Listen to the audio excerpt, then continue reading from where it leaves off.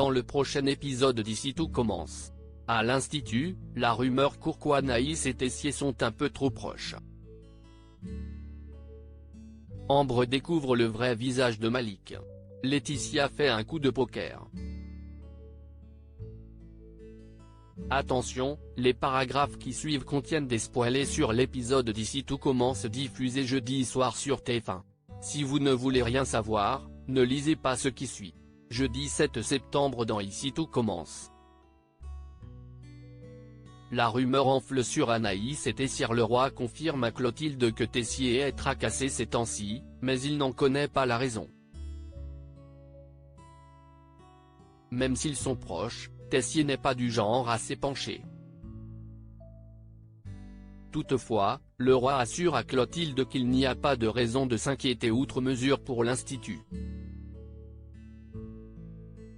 Au moment où Clotilde déclare qu'elle est heureuse de pouvoir compter sur lui, Joachim entre dans la pièce. Une fois le roi parti, Joachim laisse exprimer sa jalousie. Pour la énième fois, Clotilde répète que Marc est un ami. Pendant ce temps, Anaïs confronte Mehdi à l'économat au sujet du plat qu'il a saboté la veille. Sans se douter que Carla écoute leur conversation, Mehdi maintient ses accusations envers Anaïs, persuadé qu'elle obtient un traitement de faveur de la part de Tessier parce qu'elle couche avec lui.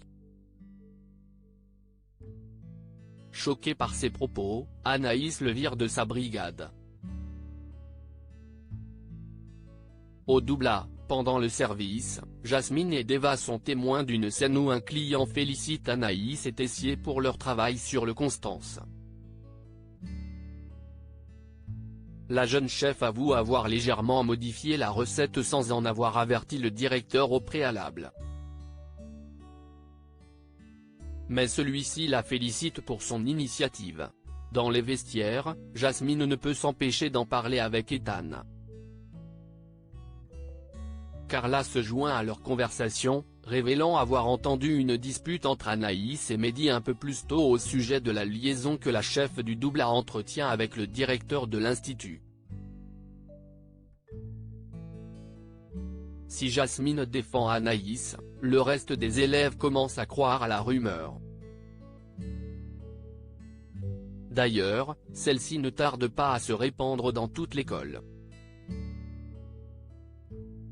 En cuisine, Lisandro et Deva découvrent qu'une insulte a été tracée au ketchup sur un plan de travail, Anaïs salope. L'intéressé vient nettoyer, affirmant à Lisandro et Deva que ça ne vaut pas le coup d'en parler. Après quoi, Anaïs se confie toutefois à sa meilleure amie.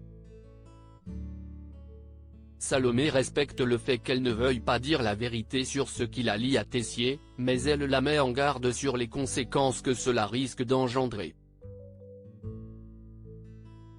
Anaïs retrouve Tessier dans le parc pour lui expliquer la situation qu'elle n'arrive plus à supporter.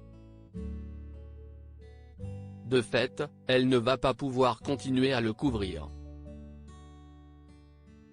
Tessier lui promet de se venger. Ambre est déçue par Malik. Listrak emmène un groupe d'élèves au Marais Salan pour un atelier en plein air, où ils sont initiés à la récolte de la fleur de sel de Camargue.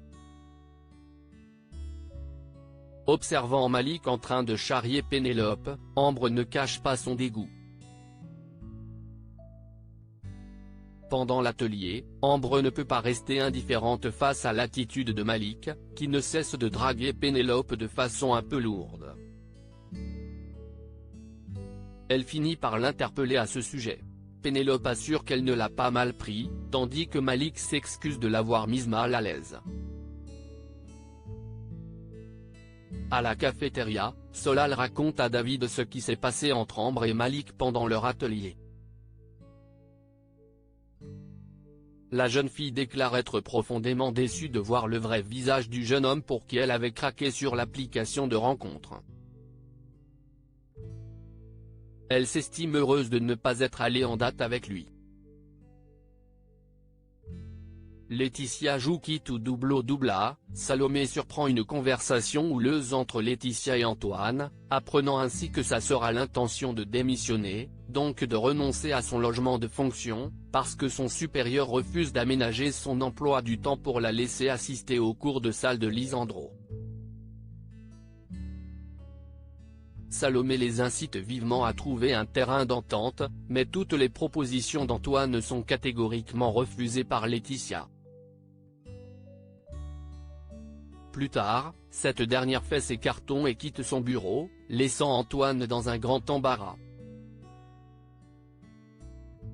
Mise au courant de la situation, Clotilde vient le solliciter, inquiète pour l'institut qui tourne en sous-effectif en pleine rentrée. À bout de nerfs, Antoine assure qu'il trouvera quelqu'un pour remplacer Laetitia.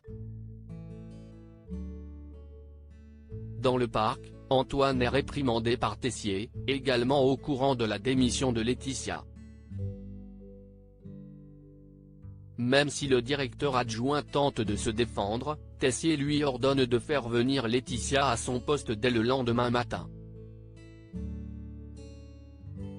Antoine va donc toquer à la porte de Laetitia pour lui présenter ses excuses. À force d'insistance, cette dernière parvient à obtenir ce qu'elle veut.